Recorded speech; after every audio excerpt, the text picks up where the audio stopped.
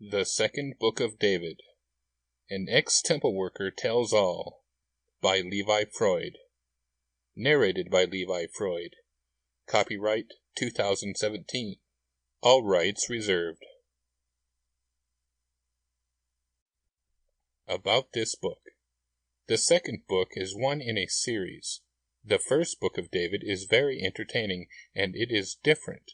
It covers a different style of funny stories and Mormon doctrinal topics. They are both fun reads. At the end of this book, there is a link for the first book of David, as well as cover art and a list of topics for that book. About this author. I have been a member of the church since birth. I'm not a convert, I'm what is called born in the covenant, meaning I didn't have a choice in the matter. I was born and raised in Salt Lake City, Utah. I always hated going to church when I was a kid because it was so boring and forced on us. I remember listening to the slow, depressing organ music in sacrament meeting, looking outside and seeing how warm and sunny it was. In Utah, the weather can be very depressing for most of the year. However, I was forbidden from playing outside. I started questioning the doctrine and beliefs of the church when I was about 16 or 17, and when I was about 19 or so, I was cruising around Temple Square in Salt Lake City, and someone handed me a tract describing the real Joseph Smith. According to the church-owned history of the church, I was really shocked. I was reading the Sandra and Gerald Tanner publications. My eyes were opened, and I was shaken out of my cult brainwashed trance. So I went to my bishop and said I wanted to leave the church. I asked him how I would do this, and he lied to me and said he would write it down, and then it would be taken care of. I asked him how I would do this, and he lied to me and said he would write it down, and then I would be taken care of. But he didn't. He also said that I would be back, probably meaning he secretly tricked me about my resignation, and eventually I would come to my senses and come back and be glad he tricked me and didn't remove my name. Well, that was 20 years ago, and now I'm older and wiser, and I can't be tricked that easily. I will resign from the church after I release this book, but before I get excommunicated for apostasy.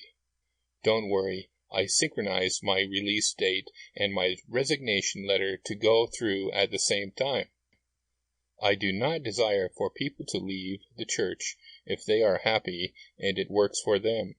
There are many good Mormon people who do good things. However, for the top church leadership, I can't say the same. It just didn't work for me.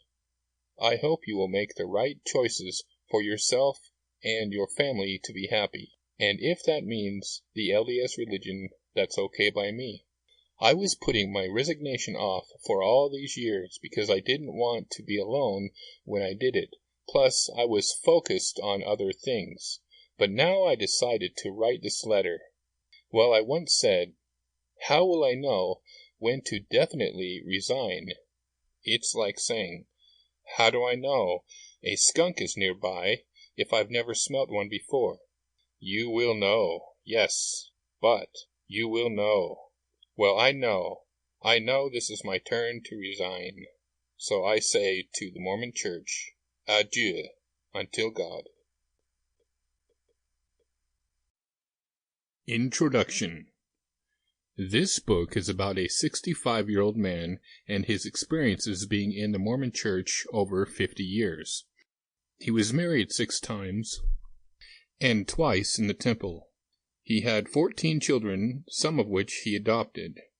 He went to BYU and received 2 master's degrees in psychology and childhood development.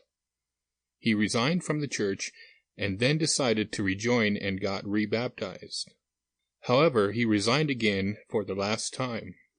Many of his children disowned him because he left the church, despite his many sacrifices for them in being a good father.